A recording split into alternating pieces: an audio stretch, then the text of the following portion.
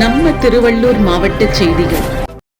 தளபதியாரின் ஆணைக்கிணங்க அகில இந்திய பொதுச் செயலாளர் புசி என் ஆனந்த் அவர்களின் வழிகாட்டுதல்படி திருவள்ளூர் மேற்கு மாவட்ட தலைவர் ஆர் குட்டி அவர்கள் தலைமையில் நமது தளபதி விஜய் அண்ணன் விலையில்லா உணவகத்தில் 1000வது நாள் உழைக்கும் ஏழை எளிய ஆதரவற்ற மக்களுக்கு காலை உணவு இனிதே வழங்கப்பட்டது. மேற்கு மாவட்ட நகர ஒன்றிய கிளை நிர்வாகிகள் கலந்து கொண்டு சிறப்பித்தனர். செய்தியாளர் MP ராஜா.